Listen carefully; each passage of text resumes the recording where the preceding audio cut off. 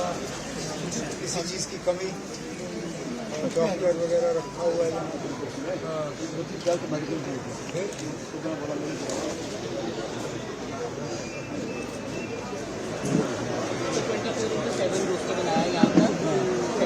आराम से सबसे बड़ी बात तो यही कि उनके तरफ से जो सिविलियंस को निशाना बनाने की कोशिश की गई, जिस तरह जम्मू शहर पे उन्होंने ड्रोन का हमला किया, मुझे नहीं लगता है कि 71 वॉर के बाद कभी इस तरह जम्मू शहर को निशाना बनाया गया हो। लेकिन हमारे डिफेंस फोर्सेस उनको ये क्रेडिट जाता है कि उन्होंने ये सारे ड्रोन जो हैं उनको नाकामयाब किए और उनमें से एक भी ड्रोन जो है निशाने पे नहीं पहुंच पाई।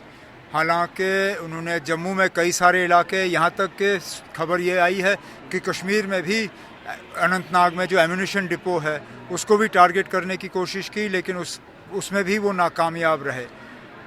मैंने पहले दिन बात करते हुए ये कहा था कि लेकिन अब ये हालात हमने नहीं बनाए।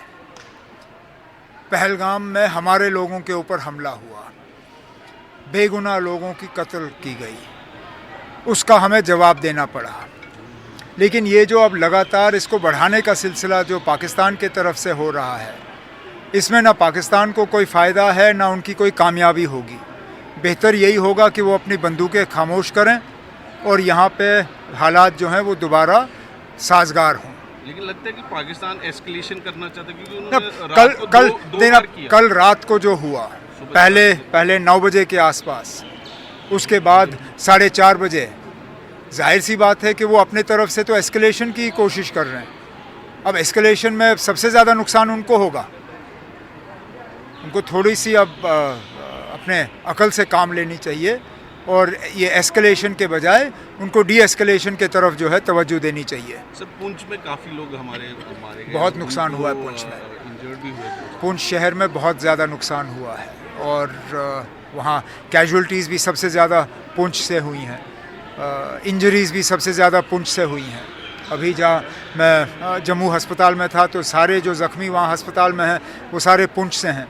एक जो बहुत ही ज़्यादा सीरियसली इंजर्ड थे उनको पीजीआई चंडीगढ़ शिफ्ट करके आज सुबह उनकी वहाँ सर्जरी हुई।